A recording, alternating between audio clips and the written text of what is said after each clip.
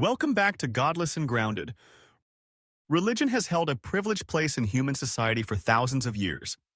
It's been treated like a sacred, untouchable force, something beyond questioning, beyond critique. It has shaped laws, controlled empires, defined identities, and dictated moral codes. But let's ask the question that most people are too afraid to voice out loud. Why is religion considered sacred in the first place? Think about it. What makes something sacred? Is it age? Widespread belief? Fear? Or is it simply because it has been labeled sacred for so long that no one stops to ask whether it really deserves that label? Now contrast that with something we often undervalue: your curiosity. The natural human drive to ask, explore, and understand. Curiosity doesn't demand obedience. It doesn't punish doubt. It doesn't pretend to have all the answers. Instead, it thrives on the unknown.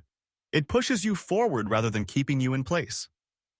So why is religion elevated while curiosity is often silenced? From the moment we're born, we're curious. We touch, we taste, we explore.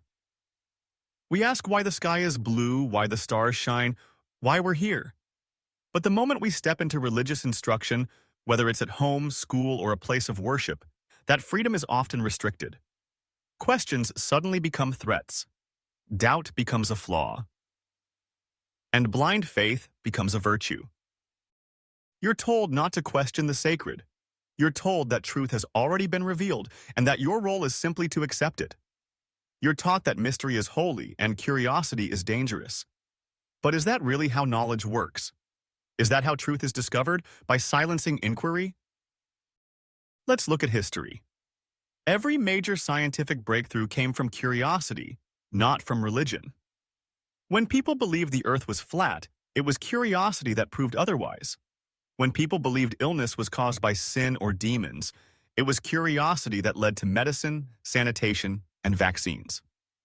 When people believed the earth was the center of the universe, it was curiosity that looked through a telescope and corrected the view.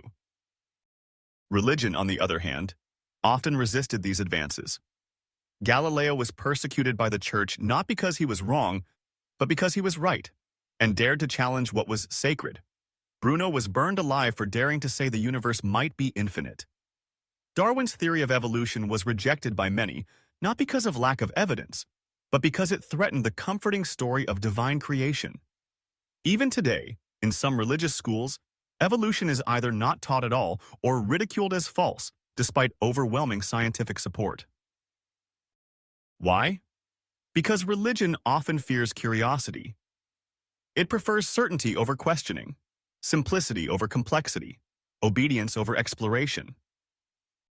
Now, this isn't to say all religious people are anti-curiosity. Of course not. Many are intelligent, thoughtful, and open to new ideas.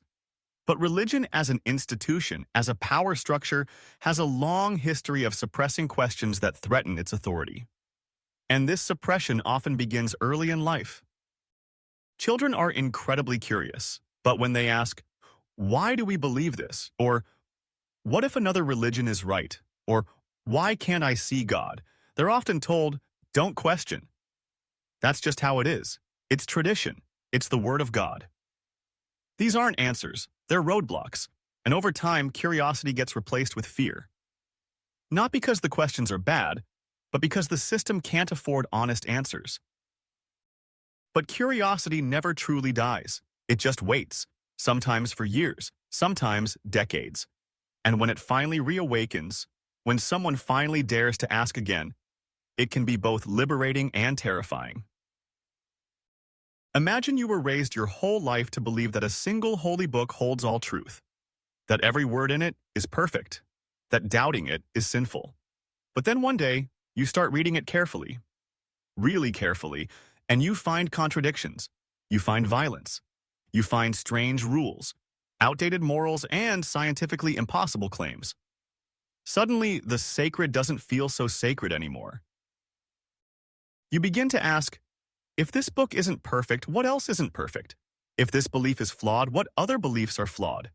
That's when the real journey begins, not toward rebellion, but toward truth. Not toward destruction, but toward understanding. The irony is, the very curiosity that religion suppresses is the same curiosity that has given us everything good in the modern world. Electricity, the internet, airplanes, life-saving medicines, rights for women, the end of slavery, democracy. These didn't come from holy books. They came from questioning authority, from challenging tradition, from people brave enough to say, what if we're wrong? Let's take a moment to appreciate what curiosity really means. It means not settling for easy answers. It means being okay with saying, I don't know, instead of pretending to know. It means asking hard questions even if the answers are uncomfortable. It means valuing truth over tradition. It means risking rejection for the sake of honesty. That takes real courage.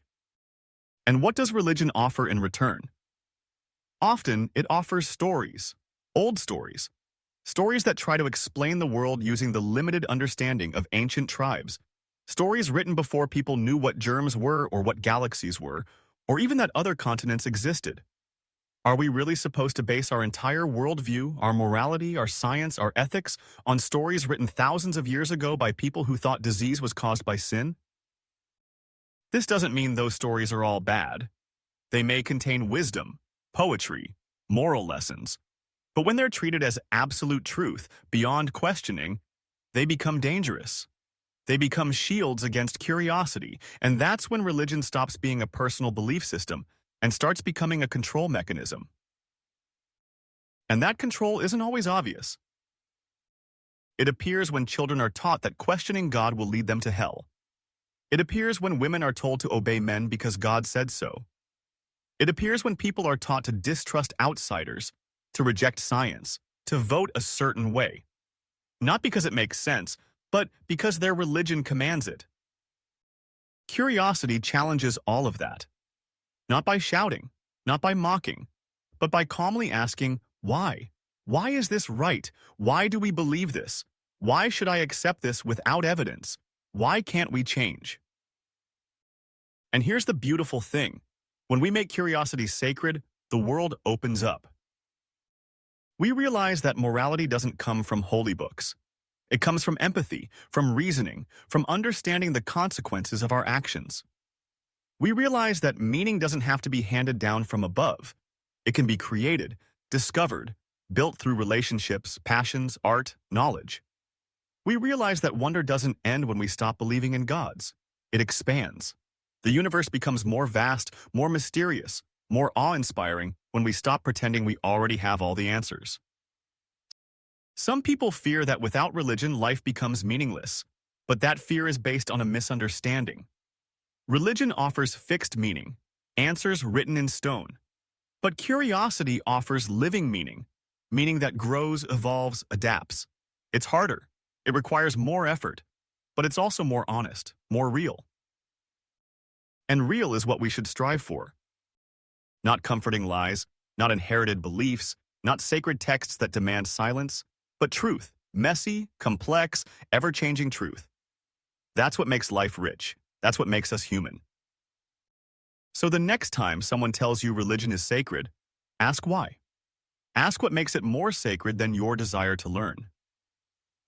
Than your questions. Than your need to understand.